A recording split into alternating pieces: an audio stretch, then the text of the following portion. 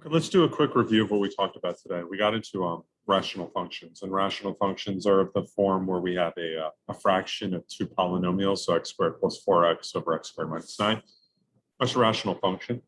And what we talked about today was how we determine vertical asymptotes, holes, and x-intercepts. So what I want to start with is start by factoring. So the first thing you should do is you should factor. And if you're having trouble with factoring, remember, Desmos always gives you a solution. So what I'm going to do is go ahead and share the screen so we can go and take a look and see what we're doing. So what we see over here, x squared plus 4x over x squared minus 9. What we need to do is factor. So again, Desmos becomes the tool we use if we can't factor. But x squared minus 9 is actually factored to x plus 3 and x minus 3. And we actually then factor the numerator as well because we're going to need that. So we're going to factor out, in this case, is x times x plus 4.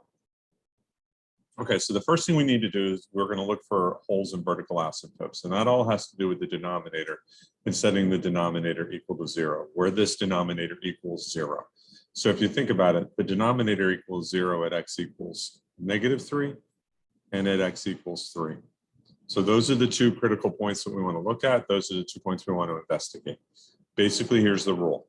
We're going to take these points of investigation, this x equals -3 and this x equals 3, and we're going to plug it in up top. And what we're looking for is to see if this ends up equaling 0. What it means is when I stick a -3 in here, -3 times the quantity -3 plus 4, that's 1. That gives me -3.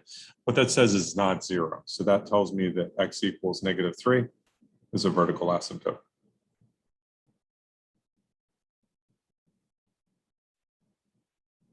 And then we repeat the process for x equals 3. Well, when we plug it in up top, if you look really quickly, you can tell that's definitely not going to be 0. So what that tells me is that this is also a vertical asymptote at x equals 3, so vertical asymptote. So that's our first question. The first question we're going to deal with is asymptotes and holes.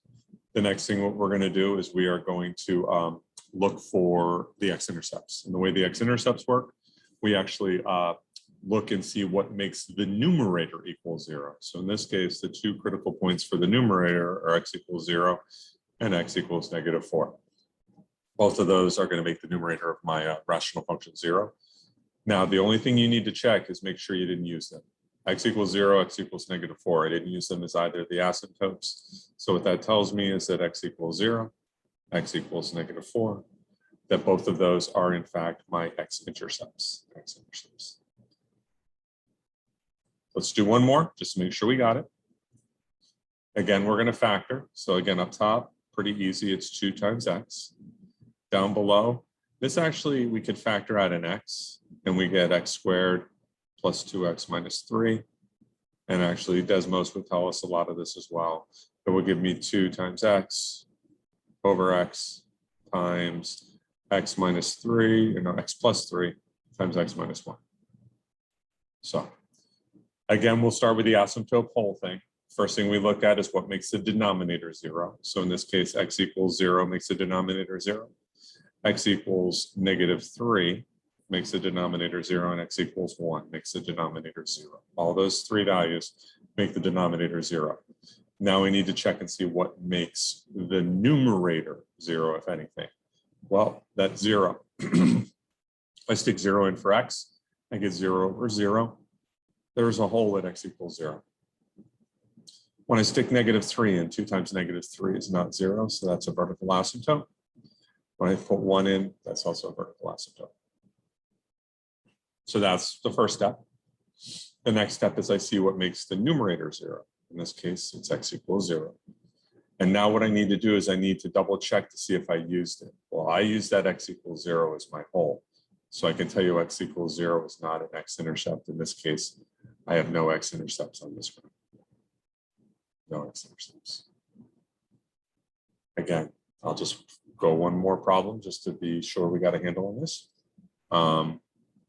Let's go ahead and do this one, because this one right here, number 4, tells me that this is going to be x times x squared minus 9, which is going to expand out to x times x plus 3 times x minus 3. And we're going to put that whole thing over, we can factor out a 2x, and that's going to be x plus 1 down below. So my investigation points are going to be x equals 0 and x equals -1. I go up and I take a look and I see, oh, well, when it's 0, I get 0 over 0. There's a hole at 0. X equals -1. When I plug that in up top, I'm not going to get 0. There's a vertical asymptote at x equals -1. Now let's go and look at the x-intercepts. My points of investigation are x equals 0, x equals -3, and x equals 3.